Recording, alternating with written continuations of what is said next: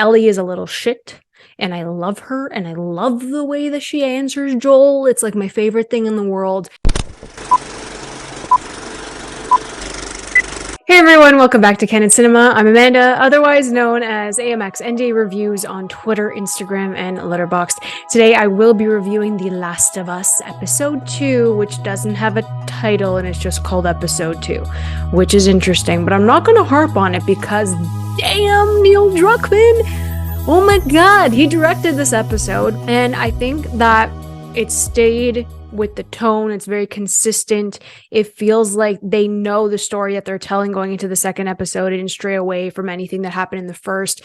The tension, the anticipation, again, the score, the lighting is probably my favorite thing in here with the shadows, and I'll get to certain aspects, but man, oh man, was this a great second episode to move the story forward. This will be spoiler filled, and I'm just blown away that this is only the second episode, and it felt really short, and I want to stay with these characters more because I love them so much. And that's crazy that after 2 episodes, again, this is someone who has never played the game. Okay, I've never played the game, but I'm attached to these characters, which is wild. In the second episode, we see Ellie, Joel, and Tess kind of venture out into the open city, and it looks completely different. But before I get into that, the opener of this episode, we see a scientist who has worked on this illness. They've studied it for years and years and years, and they see that the infection, those who are infected, are still kind of like living on the inside. So the Cordyceps fungus turns into an entirely different being when it's combined with its DNA with humans, is that it evolves and it's still living. It's a living fungus, which can get into, obviously, the forest, the trees, the plants. It kind of moves that way outwards, which we also see in this episode, and it's terrifying. This woman, the scientist, says that there's no cure, there's no vaccine. People keep saying that there is going to be a vaccine, that there is going to be a cure. She comes up with this grand idea to just start bombing everyone, bomb everything, because you don't know who's infected. You don't know how far along the Cordyceps fungus is with, matching with these humans. You have no idea about every single person in the city. So that's her suggestion, which I was just like, damn, okay, girl, sure. Not the right move, but all right. So then we cut to, obviously, Joel, Ellie, and Tess moving through the city. Ellie is a little shit, and I love her, and I love the way that she answers Joel. It's like my favorite thing in the world, but they obviously think that she's infected, but it's not like she's changing. The scars on her forearm are completely gone. They're very faint lines, which, again, kudos to the makeup team. But yeah, there's this beautiful overhead shot of Ellie, and it mirrors the gameplay. And I think that's what's so awesome about like Craig Mazin and Neil Druckmann working together on this, is that they're pulling directly, as I said in the first episode, that's what they're doing, and it looks beautiful.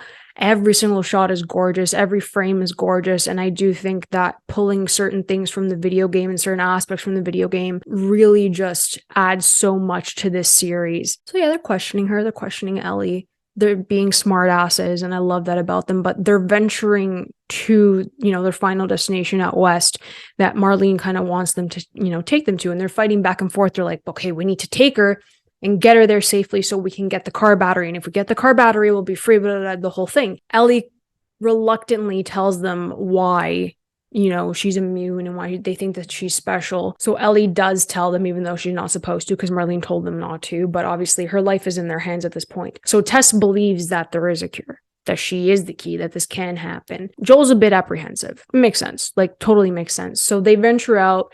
They either have to, go the long way around. They see that there's like infected people there and like hordes of them, and it's hard to kind of get past them, or they have to, do the shortcut. So the shortcut's a bit more dangerous than the long way. Ellie makes a little joke, which I love her, but they go into this building to cut through. Now, this entire sequence is kind of like the opening in the first episode. I held my breath. Whatever Pedro Pascal said to do, I was doing it while seated. That doesn't make any sense to me. Why am I listening to him and I'm not even in the scene? That's wild, fam. And it's not that it's Pedro Pascal. We would do anything for Pedro Pascal. Granted. But Joel literally telling Ellie and Tess to stay quiet while moving up the staircase and through the hallway and through these rooms, so the Cordyceps, the infected, don't hear them. So it's complete silence. My mouth was like this. Literally, I'm not joking. I was silent. I was not breathing because I was matching Ellie. I'm like, Joel said to do this. That is how incredible the tension is in this show. Absolutely phenomenal. The flashlight, which is the equivalent, I've seen some gameplay, it's the equivalent of moving through the game. And I like that a lot. The use of the flashlight, the shadows, the sound design, again, incredible in this episode as well. Consistent. Beautiful work. So we get to see these Cordyceps, and without over explaining what they are and what they do, and their senses are heightened and all of that stuff, they can't see anyone, but they can hear you, which really makes things interesting. We see that in this sequence, and it builds that anticipation. The score again comes up and it builds that, it creates that tension. So you see these Cordyceps, you see Joel moving through, they're trying to protect Ellie. Ellie's on her own, which is really cool. And they're helping each other, right? It's not only like Ellie being this like little kid that needs protection all the time. She's helping them. She's moving through. She's thinking on her own because they're giving her the tools to move with them, not like behind them, but with them. And I think that's really important too, because Tess, Anna Torv, is fantastic in these 2 episodes, and Tess really wants to help her, keep her alive, and she's teaching her. I love Tess so much. This is literally Tess's episode because Joel takes kind of like, I don't want to say a backseat. He's there and he's guiding them, but Tess is the one who's like, we have to get her there. She's really adamant about it, and she believes in the process. So after they get through, they kill the Cordyceps, is fine. We see that Tess, she kind of sprained her ankle, and, Ellie's moving guns ablazing ahead. And they move to the final space. We're like, oh, it's that easy. Okay, they got there to hand over Ellie, but the people who were supposed to be there from the Fireflies to receive her, they're not in the truck.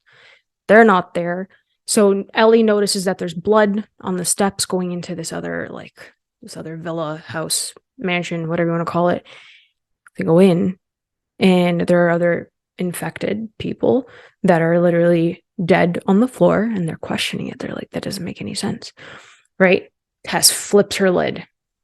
What? Flipping. Literally just flipping. Tess flips her lid. She's like, I'm not going to go home because that's not my home. The QZ is not my home. We went too far to bring Ellie to go back, because Joel was just like, well, what are we going to do? The people who are supposed to receive her aren't here. Tess gets a bit angrier than she normally would have in this situation.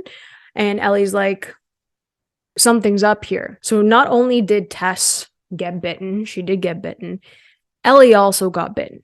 So we see that it worked differently. So in that moment, Tess obviously shows that she's like completely full up here, and Ellie's little scar on her forearm, again, the same exact spot, was fading. Joel was really surprised, and Tess was like, if there's any more proof that you need to see that she can help us get this vaccine, get something done, this is it. The fact that hers was fading and Tess was covered shows that. So they see that one of them was still alive. He popped up, jump scare, ooh, for Ellie, that's fine. And Joel shot him. But after they shot him, pieces of the fungus came out of the dead guy and went into the ground where there were vines everywhere. So then that kind of alerted other people who were infected attached to those vines, and it woke them up. So now they have a whole army of the infected coming after them. And Tess is like, I'm going to die anyway. You guys need to get out of here. You need to get Ellie to a safe spot and go somewhere else because you've come this far. So Tess sacrifices herself. She lights the entire place on fire, oil everywhere. They get a jump start running to the other side of the forest. They get out of there. They have enough room to kind of run until, Tess inevitably just lights the torch and blows up the first floor of that building with the infected. There was at least, I'd say 50 of them running in there. And that is how this episode ends. Absolutely floored again by this episode. I loved it. I didn't look at the trailer for next week because I love being surprised going into these episodes, but I'm really sad that Tess died. And I'm really sad. But she turns to Joel and she's like, save who you can. And I think that that's really awesome that she's still so hopeful, even though she's about to die.